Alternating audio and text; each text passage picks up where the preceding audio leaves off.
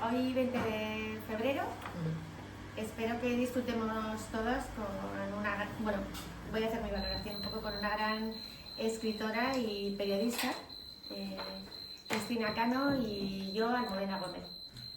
Vamos a hacer un recorrido por la obra de Rosa Montero, que se trata pues, de una de las escritoras más importantes de nuestra literatura actualmente. Nació en Madrid en 1951 y comenzó su carrera como periodista y escritora en los años 70, consolidándose como una voz imprescindible tanto en el ámbito literario como en el periodístico. A lo largo de su carrera ha recibido numerosos premios, como el Premio Nacional de las Letras Españolas en el año 2017, que reconoce su contribución a la literatura en lengua española. Montero es muy conocida por abordar temas como la identidad, la memoria, el amor, la muerte y el feminismo en su obra. Sus novelas son una mezcla de profundidad psicológica, imaginación y un estilo ágil y transparente, lo que las convierte en lecturas tanto cautivadoras como reflexivas. Hemos seleccionado una serie de citas antes de comenzar con la lectura de los fragmentos, y Almudena va a leer alguna de ellas. Sobre todo citas en las que ella siempre le preguntan pues, cómo se siente, ¿no? Como periodista ha trabajado en diferentes medios en momentos importantes de la historia de España, o novelista, ¿no? Entonces estas citas están relacionadas con este aspecto, y así Rosa Montero dice: escribir ficción forma parte de mi manera de ser, el periodismo forma parte de mi ser social, ¿no? Es como una respuesta a lo que está ocurriendo en ese entorno social, pero es cierto que luego sí lo pone en sus novelas, ¿no? Otra cita: en periodismo escribo lo que sé, lo que pregunto, sobre todo en sus entrevistas, y en novela escribo lo que no sé, lo que me pregunto. Como escritora, sigo con la cita, es muy raro el escritor que cultiva un solo género. Así, Octavio Paz era ensayista y articulista y poeta, y jamás le preguntaban cómo se las arreglaba para ser ensayista y poeta cuando son dos géneros tan distintos. Lo único que parece sorprendente es que alguien sea novelista y periodista, cosa que no deja de chocarme, porque la mayoría de los escritores son periodistas. Desde García Márquez a George Eliot hay muchísimos. Yo lo que soy es narradora. Empecé a escribir de niña. Mis primeros cuentos los escribí con 5 años. Eran de ratitas y los tengo por ahí guardados todavía. Escribir ficción es mi manera de ser. Forma parte de la estructura íntima de lo que soy. Y el periodismo, que me encanta, forma parte de mi ser social. Es un trabajo que escogí y que podía no haber escogido. No sé cómo veis a Rosa Montero, si habéis leído novelas o los artículos, que incluso los tenemos para las pruebas de acceso a la universidad. Todos vemos su columna, ¿no? Yo he leído la última, que es de novela negra, que la escribe conjunta con un escritor francés. Hay una novela negra. No, hay una novela negra de ella, que es la única que ha escrito novela negra, así de griega y tal, que la escribe a dos manos con un escritor francés. Está muy entretenida. A quien le gusta un poco el género de novela negra, está muy entretenida. Bueno, damos comienzo a la lectura de... Vamos a intentar leer muchos fragmentos de muchas obras de ella, porque era muy difícil seleccionar, dado la escritora de la que estamos hablando. Entonces, la primera novela es del año 79, Crónica del desamor, y retrata con crudeza y sensibilidad la vida de un grupo de mujeres jóvenes en la transición española, explorando temas como el feminismo, las relaciones amorosas y la búsqueda de independencia. A través de Ana, la protagonista, se pone de manifiesto la lucha de las mujeres por encontrar su lugar en un mundo cambiante. El primer fragmento he elegido la edición de Seix Barral. Todas las mujeres que conocía Ana parecían atrapadas en una contradicción insoportable. Querían ser libres, pero también amadas. Querían volar alto, pero no podían evitar temer al vértigo. Ana las miraba y se miraba a sí misma, sintiendo que todas eran piezas de un puzzle incompleto, fragmentos de algo que no terminaba de encajar. Tal vez pensaba la clave no era buscar fuera, sino aprender a escucharse, a aceptarse incluso en la soledad. El amor, pensaba Ana, era como una tela de araña que atrapaba a los desprevenidos. Lo veías venir, pero no podías evitar caer en él. Y una vez dentro, te dabas cuenta de que esa red no era solo dulzura, también era control, deseo, expectativas no cumplidas. Quizá no estemos hechos para amar, se decía a menudo, pero el vacío que sentía cuando estaba sola le hacía dudar. No sé si tenéis algún comentario sobre estos fragmentos. Es la primera novela de ella. Pues yo sí la tengo, incluso dedicada por ella en su momento cuando salió, En el año 79. ¿No? Sí. y es la que más me gusta de ella, la verdad, libros, más de más espontánea, claro que sale, lo que decimos. No es que tiene tantas. Ya, pero esa es la más fresca. Sí, a mí me parece que el primer fragmento, o sea, lo lees y es que está muy bien porque recogen aquellos años lo que ahora se pone mucho de manifiesto, ¿no? Que es el para poder, o sea, tienes que amarte a ti mismo, ¿no? Y saber estar contigo mismo para poder estar bien con alguien más. Y a mí me parece que el primer fragmento lo recoge muy bien. Y la mirada hacia el interior de uno mismo y no mirar tanto al exterior. O sea, cuando dice la clave no es buscar fuera, sino aprender a escucharse, a aceptarse incluso en la soledad. Y es que es básico porque hay que estar bien solo para poder estar bien con alguien. No sé, me parece que está muy bien. El amor propio, ¿no? Sí, es amor propio. Ser tu propio refugio y ser suficiente contigo mismo y entonces puedes estar con alguien. Porque no dependes de esa persona. La segunda novela, de 1983, trataré como a una reina, de la editorial Alfaguara. Es una novela que nos sumerge en la cotidianidad de personajes que habitan los márgenes de la sociedad, explorando sus deseos, frustraciones y anhelos más profundos. Ambientada en un bar de barrio, el relato utiliza ese espacio como microcosmos para observar las dinámicas humanas con ironía, humor negro y una profunda empatía hacia las pequeñas tragedias de la vida.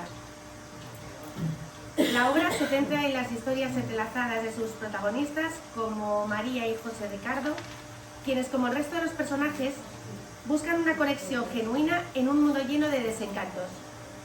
Rosa Montero utiliza una prosa ágil y reflexiva para desentrañar las complejidades de las relaciones humanas y la soledad, logrando un relato que, aunque cargado de melancolía, no renuncia a la esperanza. El primer fragmento, dentro del bar. En el bar, cada noche se repetía la misma coreografía. Risas fingidas, miradas que pedían algo más, palabras lanzadas al aire como anzuelos y, sin embargo, en medio de aquella banalidad, a veces surgían momentos de verdad, instantes en los que alguien dejaba caer la máscara y mostraba su miedo, su deseo de ser visto. Esos momentos eran raros, como destellos de luz en una habitación oscura, pero eran reales. Y eso, pensaba María, era lo único que valía la pena. El segundo fragmento, José Ricardo miraba el espejo del bar, ese cristal envejecido que reflejaba la sombra más que las luces. Allí veía desfilar a los mismos clientes noche tras noche, cada uno con su pequeña tragedia, su anhelo no confesado. Este lugar, pensaba, es un cementerio de sueños. Y sin embargo, él no podía dejar de venir, de buscar algo que no sabía nombrar. Para mí la clave está en esta metáfora, ¿no? En el cementerio de sueños, al final, y sobre todo en nuestra cultura, ¿no? En la cultura española, detrás de una barra, qué novedad, ¿no? Las vidas de todos, los problemas de todos, ¿no? Ahí, tras la barra del bar, ¿no? En algunas canciones también lo tenemos reflejado. Pero es verdad que habla mucho todo el tiempo de mirar a sí mismo, mirar al espejo, mirarse, introspección en todos lados, habla de espejos, de mirarse, de ser visto, todos. La siguiente novela, La hija del caníbal, de 1997, bueno, yo me la leí este verano y la verdad para mí es mi favorita porque la intriga que genera hace que no quieras que acabe el libro. Es una intrigante novela que mezcla el thriller psicológico con una profunda exploración de la identidad personal. La protagonista, Lucía Romero, una escritora en plena crisis vital, se ve envuelta en una inesperada búsqueda cuando su esposo desaparece misteriosamente durante el viaje. La desaparición se produce cuando ellos llegan al aeropuerto. De repente el marido desaparece. Entonces ella tiene la tesitura de tomar o no ese vuelo y a lo largo de la novela, es que no quiero contarlo, no sabes si tú quieres que el marido vuelva a aparecer, porque te das cuenta de que su vida se ha convertido en otra cosa, en esa búsqueda se ha vuelto tan interesante que conoce a tanta gente en ese proceso que si el marido aparece se le acaba la ilusión. O sea, que se sube al avión, a pesar de todo. No te lo voy a contar, pero te va a sorprender porque igual no sube, pero le pasan muchas cosas.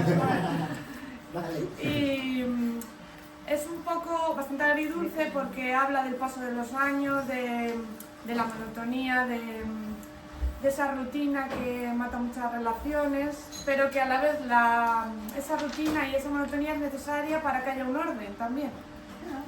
Y bueno, La hija del caníbal es una obra cargada también a la vez de humor, te ríes mucho, ironía, emoción y humanidad que invita al lector a reflexionar sobre el sentido de la vida y las oportunidades de reinventarse en los momentos más inesperados, porque ella tiene que hacer malabares cuando él desaparece por muchos motivos. Leo el primer fragmento. De haber sabido que aquel iba a ser el último día de mi vida, habría hecho muchas cosas de otro modo. Por ejemplo, habría desayunado. Siempre he creído que las tragedias se afrontan mejor con el estómago lleno, pero aquella mañana salí de casa con un simple café bebido y una vaga irritación. Ramón estaba especialmente pesado. Me dijo que no me veía bien, que si estaba nerviosa, que si dormí mal. Yo contesté que estaba perfectamente, pero por dentro me sentía como una bombilla que parpadea. No sé cómo explicarlo. Tenía una sensación de inminencia, de preaviso, como si algo estuviera a punto de suceder. Y sucedió. Y lo que pasó fue que el marido desapareció mientras ella está en la cola esperando hacer el check-in. Desaparece en mitad del aeropuerto. Es que así, empieza así la novela, primer capítulo. Entonces ya te atrapa, porque dices, ¿cómo puede empezar esto así? Durante años, Lucía había construido su vida como un castillo de naipes, frágil, precario, pero aparentemente sólido. Ramón era el pilar central, la excusa perfecta para no mirar demasiado hacia adentro.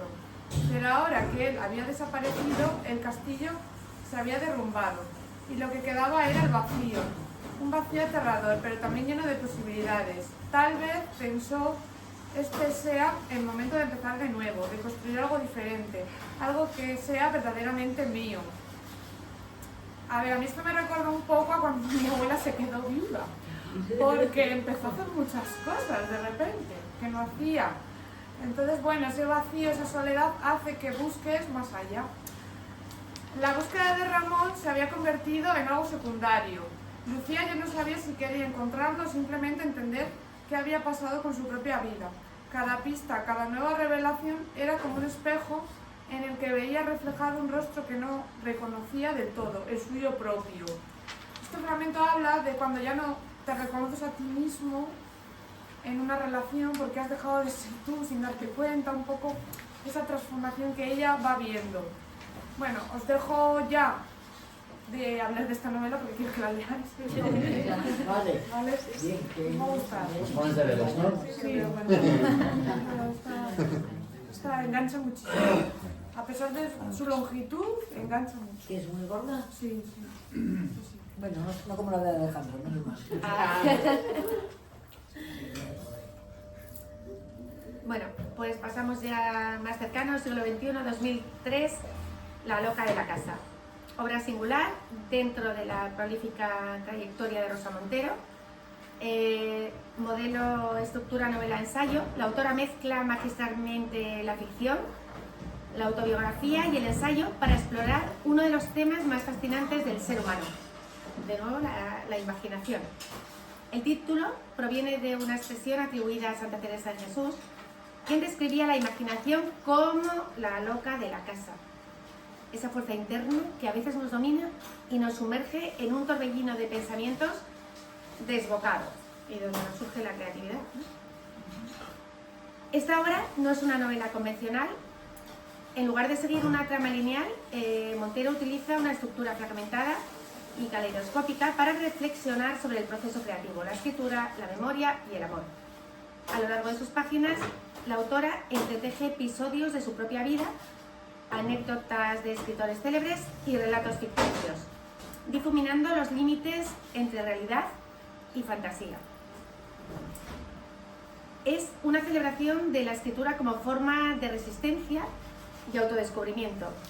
Nos invita a explorar cómo la imaginación puede ser tanto una aliada como una fuente de inquietud, cómo nos permite crear mundos alternativos y enfrentar nuestras propias sombras. La obra está impregnada de humor, ironía y sobre todo de profundidad humana. Aquí dos fragmentos. El primero: escribir es como abrir una puerta a otro mundo, pero esa puerta no siempre está bien definida. A veces es solo una grieta por la que se filtran luces y sombras. Escribir es lanzarse a lo desconocido, sin mapas ni certezas, guiado solo por una intuición vaga. Y en ese proceso descubres no solo historias, sino también verdades sobre ti mismo, sobre lo que temes, sobre lo que amas. La imaginación no es un refugio, es una forma de enfrentarse al caos de la existencia. O quizá también una evasión, ¿no?, sobre esa existencia. Segundo fragmento. A veces, cuando estás inmerso en la creación, el tiempo desaparece. Dejas de ser tú, dejas de ser alguien. Eres solo una voz, una corriente que fluye a través de ti. Es en esos momentos cuando entiendes que la escritura no es un trabajo, es una necesidad, como respirar. Ahí el proceso creativo, ¿no? Está claro que ella utiliza la literatura como proceso de creación y de ayuda para conocerse a sí misma. La verdad es que yo las novelas de las que habéis comentado solo he leído la primera. Supongo que de las siguientes habré leído alguna más, porque he leído de más cerca. Y es que es magnífica por eso. Cómo cuenta cómo tú a través de la literatura te conoces a ti mismo. Entonces, bueno, para mí es maravillosa, sí. Oye, pero yo como estaba leyendo estaba pensando en la lectora. Una lectora hace lo mismo. Claro. Tu voz la pierdes y te dejas arrastrar. Claro, Está leyendo también. Sin duda. Hombre, es más creativo lo de...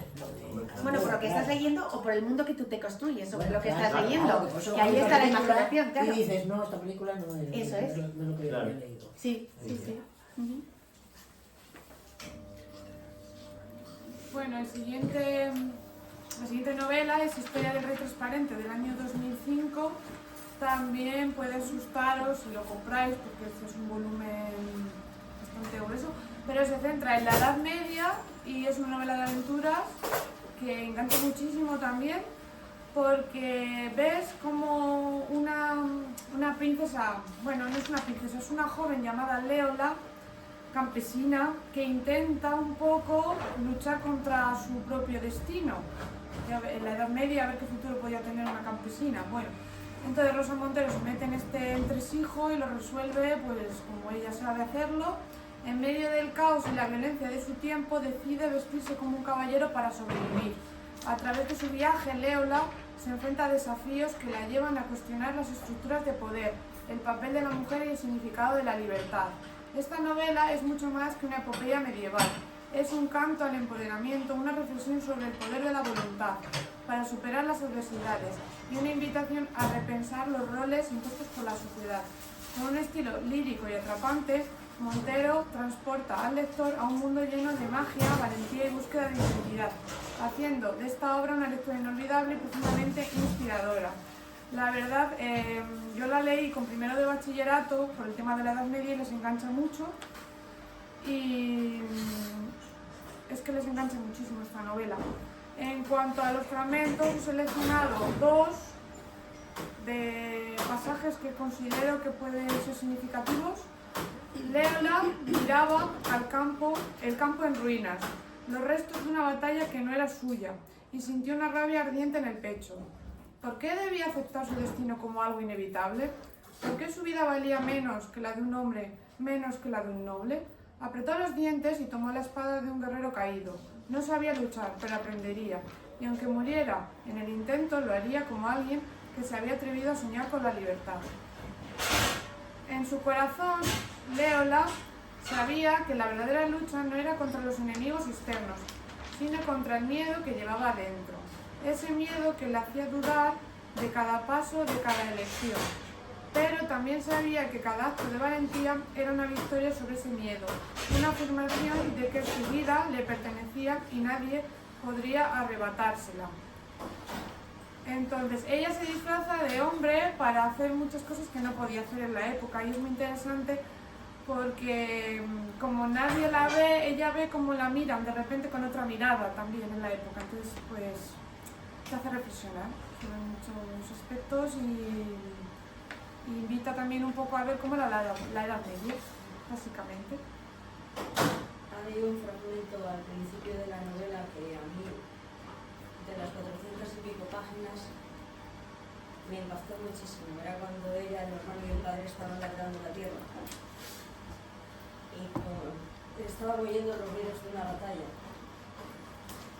Y ella decía, bueno, sean unos o sean otros, siempre van a ser unos señores contra otros señores, porque siempre defienden a la en el campo del fondo siempre vamos a escuchar una batalla. Lo de menos ya es quién sea o deje de ser.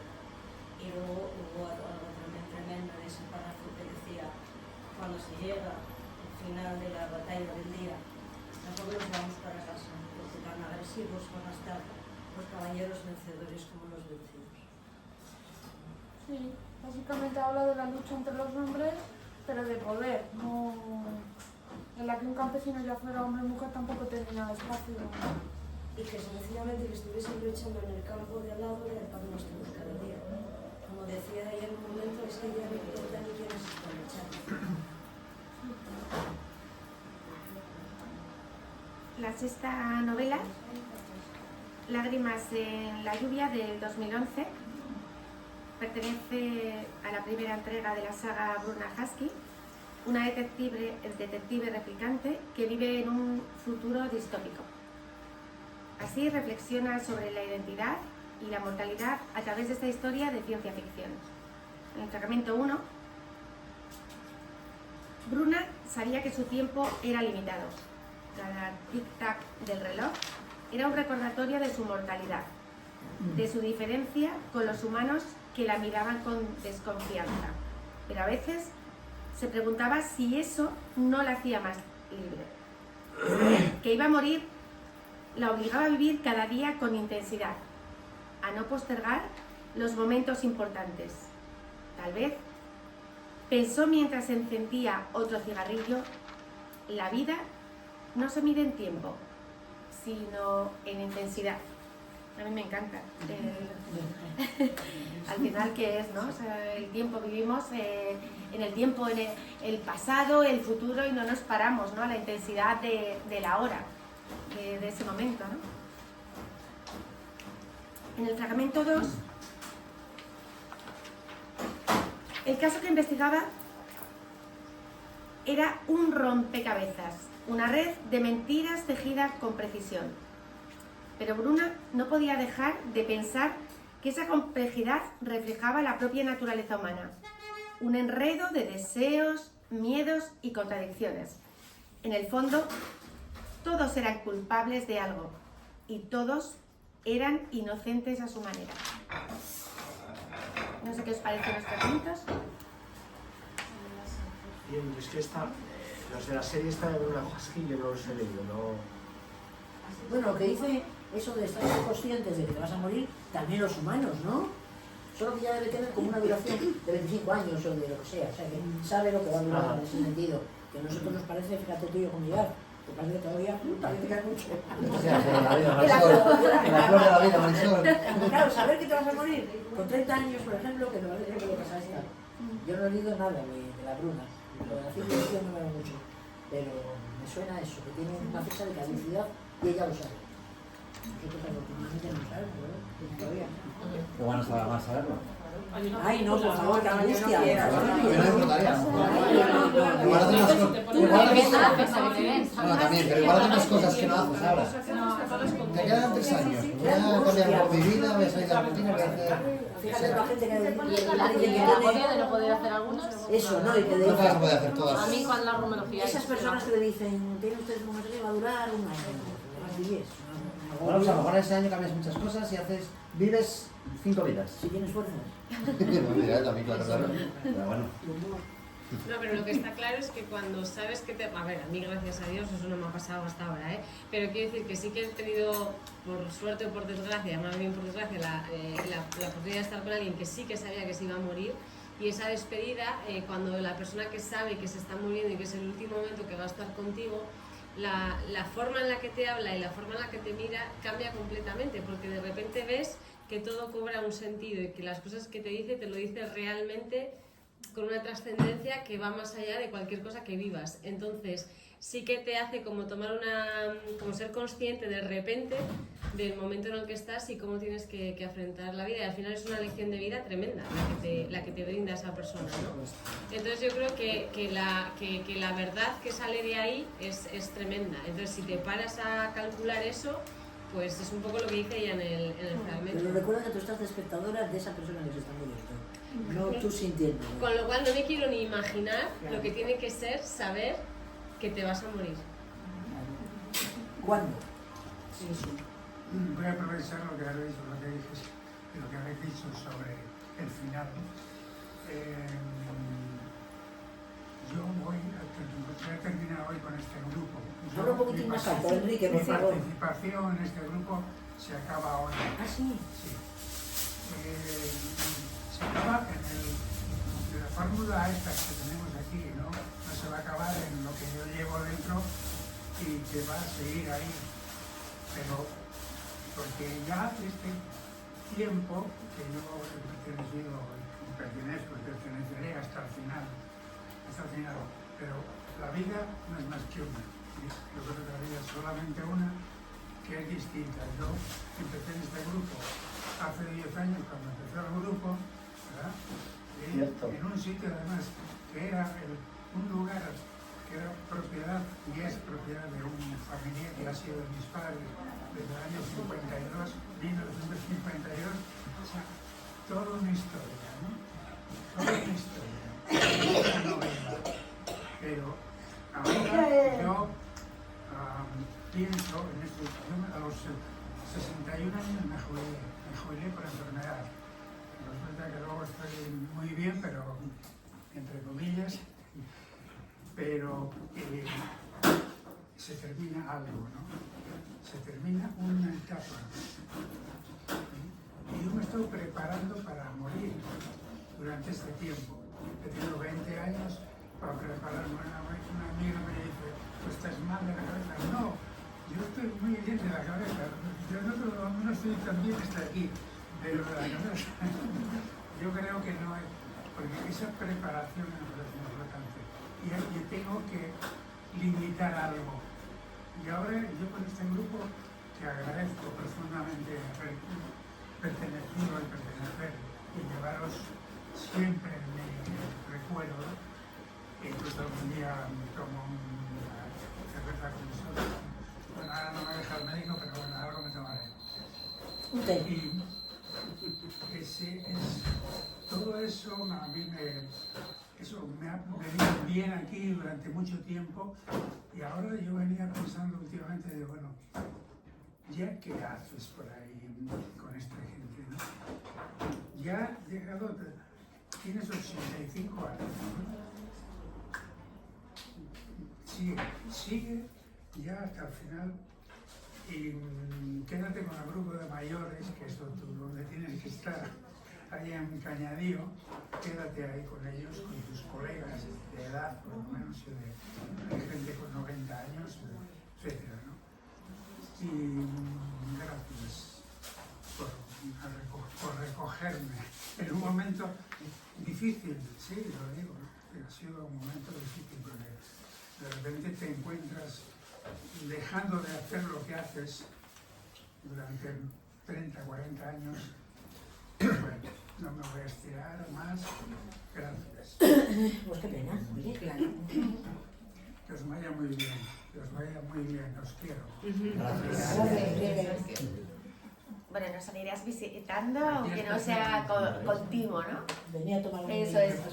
Sí, por eso estamos hoy aquí tú y yo. Claro, mira, qué casualidad que nos sentamos juntos hoy. Sí. O sea, lo de morir y prepararse para morir. Vale, de ahí va la cosa. Igual. Lo de morir y prepararse para morir o para los finales. De eso iba la cosa que estábamos hablando del final, ¿no? El final de algo. Del final de algo. Sí. Porque no sabemos vivir el presente. Si pudiéramos vivir el presente tampoco tendrías tan... Si vives el presente te da igual morir hoy que mañana, vives el presente y ya está. Hay un libro muy interesante, 2 ciudades, sobre esa idea de presente, ¿De sabiendo quién? lo que te va a pasar antes y lo que te ha pasado, vivir solo en el presente. ¿De quién? No sé el autor. Sabiendo lo que te va a pasar después. Sí, sí, ya tú conoces toda tu vida, sabes todo lo triste que te va a pasar, pero estás viviendo el presente y aceptas ese futuro que sabes que es así, que no lo vas a poder modificar. 2 ciudades, ¿de quién has dicho? No sé el autor. Lo buscaremos en Google, menos mal que tenemos eso, este tipo de la tecnología. Antes te iban las Andaluz. De repente tomos aquí en casa. No te vamos a ir ahora. Pues nada. Unas historias de las ciudades de ricas, ¿no? Bueno, vamos a seguir en el presente. A ver, vamos a enfocarnos ahora en la novela La buena suerte del año 2020. Nos vamos a saltar la otra que se centra en la vida de Marie Curie porque es muy buena, pero es que pues no sé si vamos bien de tiempo o no, entonces vamos. Habla tantísimo de la muerte, precisamente. Claro, es que ¿Estáis hablando de la historia de 2 ciudades de Charles Dickens? No, es de Adam Zagajewski. ¿Quién será eso? Ya, lo he puesto en el grupo. Pues hija, Vamos a pasar yo. yo te recomendaría Cuando acabe de grabar, muchísimo lo paso. la ridícula idea de no volver a verte, que es la que saltan. ¿Vale? Bueno, la Venga, pues sí, venga, que sí, venga. Era pues que me daba tiempo, pero son momentos muy pequeños. Es que sí que es Muy interesante. tema. Habla otra vez del duelo. Inspirada en el diario de Marie Curie, es un ensayo personal sobre el duelo, la pérdida y la capacidad de seguir adelante. Y básicamente se parece a la que hemos dicho antes sobre la pérdida de una persona, pero con otro enfoque. Aquí es que se le ha muerto el marido a ella, no lo mencionáis ahí, se le ha muerto el marido, entonces está haciendo el paralelismo entre ella, que se le acaba de morir el marido, que está destrozada, y Marie Curie, que la mató en el autobús o lo que pasaba por ahí. Un carro, sí, una especie de carro. La muerte de Pierre fue un golpe brutal, como si el suelo bajo mis pies hubiera desaparecido. Durante días, semanas, meses, caminé como una sombra, incapaz de entender cómo podía el mundo seguir girando mientras mi universo se desmoronaba. Pero poco a poco encontré consuelo en el trabajo, en la ciencia, en la búsqueda de respuestas, porque eso es lo que somos, buscadores de sentido, incluso en medio del caos y la pérdida. El duelo no es un camino recto, es un laberinto lleno de recovecos, de momentos en los que crees que estás avanzando solo para descubrir que has regresado al mismo lugar. Pero en ese ir y venir, poco a poco, empiezas a construir algo nuevo, una forma diferente de estar en el mundo. Y, aunque nunca dejas de echar de menos, aprendes a vivir con la ausencia. Sí, es que ella contaba que la editora de ella le dio los diarios auténticos de Marie Curie porque le pareció que le venía muy bien en ese momento. Entonces hace libro. Sí, compara su vida con la de Marie Curie. Está muy bien. Una se refugió en la ciencia y la otra quizás se refugió en la literatura.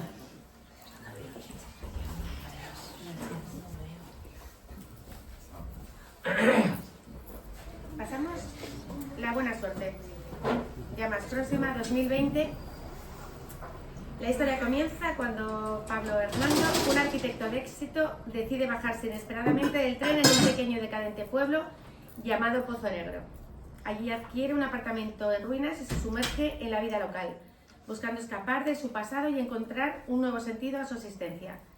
En Pozo Negro conoce a Raluca, una mujer enigmática y resiliente, cuya relación con Pablo se convierte en el eje central de la trama. La novela explora temas como la redención, la búsqueda de la felicidad y la capacidad humana para reinventarse, incluso en las circunstancias más adversas. No sé si habéis visto la novela adaptada en el cine. Yo no sabía que existía, pero sí. Y en el primer fragmento, ese hombre lleva sin levantar la cabeza del portátil desde que hemos salido de Madrid. Ni siquiera ha mirado por la ventanilla cuando hemos pasado por el desfiladero de Despeñaperros, que es uno de los paisajes más espectaculares de España. No ha hecho ni una pausa para descansar la vista. Es un adicto al trabajo, piensa ella con desdén. Al final, pues bueno, ¿no? La rutina, la desconexión del Pablo antes de tomar la decisión de que cambiara su vida, subrayando la crítica de la autora a la alienación en la sociedad actual, ¿no? O sea, no sé si tenéis algún comentario sobre este fragmento. Pues pasamos, que vamos de tiempo, si queremos leer algún artículo. Esta novela es muy interesante, pero igual tenemos que hacer nada más, pero bueno. Sí que este señor Pablo está tan alienado que es que en la ducha está con los pensamientos todo el rato del trabajo, duchándose, es una alienación total. La siguiente novela, El peligro de estar cuerda, del año 2022, sí que es una obra reciente y ya reflexiona sobre la locura y la creatividad, explorando la inestabilidad emocional, cómo esta inestabilidad puede ser una fuente de genialidad artística y de creatividad. A veces sentía que mi mente era un caleidoscopio descontrolado, una explosión de imágenes y sonidos que no siempre podía ordenar. Pero en ese caos, en esa aparente locura, encontraba también mi fuerza. Porque ser creativo no es tener ideas perfectas, es ser capaz de bucear en el desorden y encontrar algo que merezca ser contado. Y sí, a menudo ese proceso te hace sentir al borde del abismo, pero también te enseña a volar. La línea entre la genialidad y la locura es difusa, y a menudo quienes están en los márgenes de esa línea son los que ven el mundo con más claridad. Pero esa visión también puede ser un peso, una carga que te consume. Es un equilibrio delicado, aprender a sostener esa luz sin dejar que te queme. Como veis, habla de ese límite entre genialidad y locura y cómo la creatividad va por ese camino. Es un poco reflexión sobre el propio proceso de escritura, del genio y el escritor. Todo este libro va sobre este tema. Qué bonito este párrafo. Sí. Es verdad, es que me parece súper poético. Esto. Este ya sabes que la han puesto verde. La han puesto verde porque ha venido a decir que hay que ser, para ser creativo hay que estar loco. Está un poco loco, claro. Entonces, claro, esa generalización hay gente que la ha puesto verde. Pero lo puedes extrapolar a tantas cosas que entonces me ha encantado. Pero no le falta un poco de razón, hay que tener un poco de locura para tener creatividad. Pero no tanto la locura literalmente tomada, sino en la chispa. Digamos, en la parte más cotidiana, más corriente, ¿no? Salís un poco de esa... No, locura total, ya te entiendo. Es cuando se habla de, otras veces se ha dicho, hay que estar loco o hay que estar ebrio, hay que ponerse un montón de bebidas o de drogas o de no sé qué, que tantos escritores se ha oído hablar de ese asunto, ¿no? Sino yo creo que hay una cordura también para hacer la literatura, yo supongo, ¿no?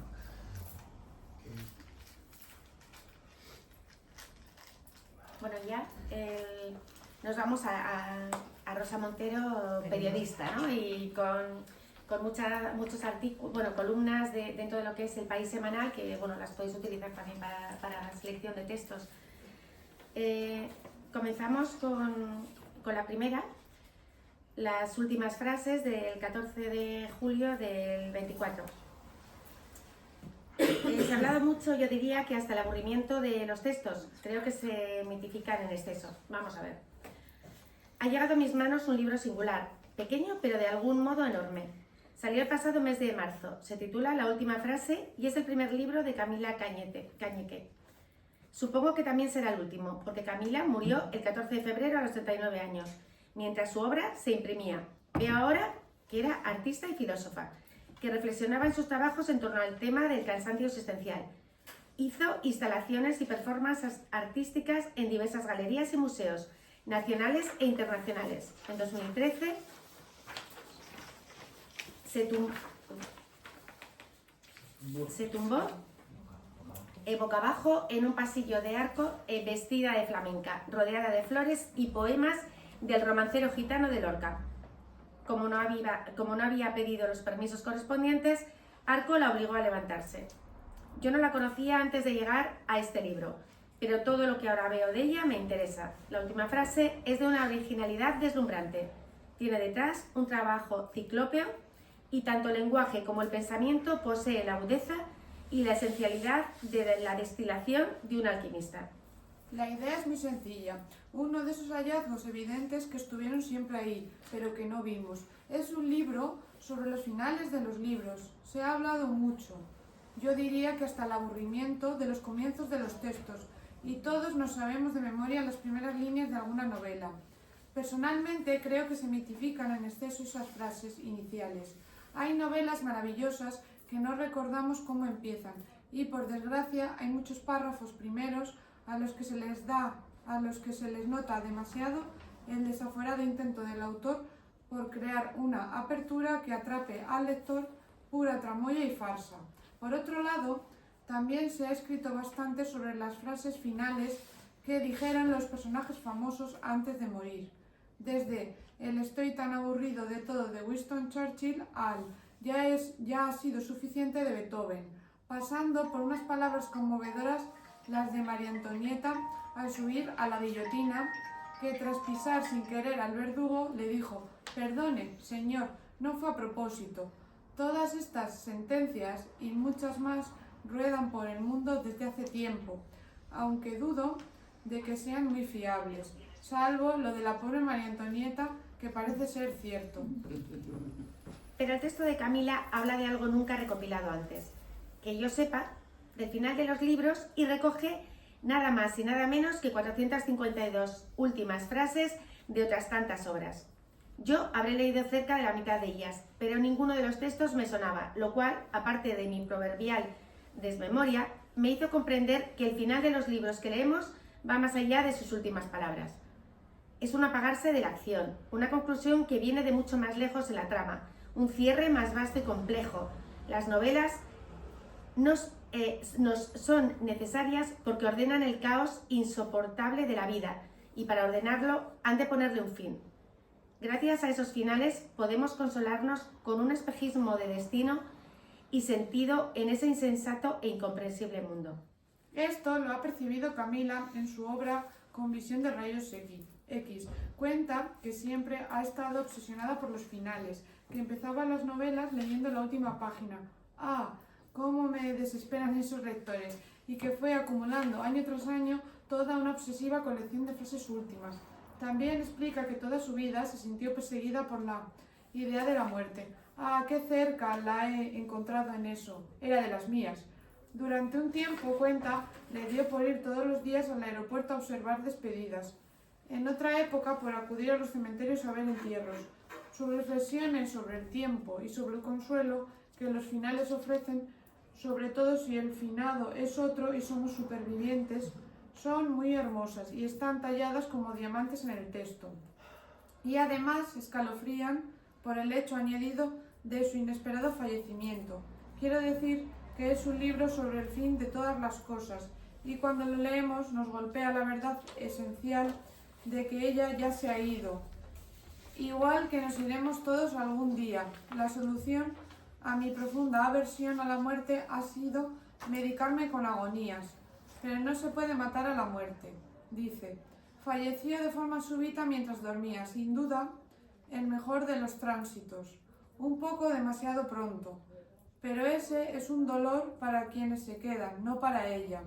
Ella consiguió ser la gran artista de los bellos finales.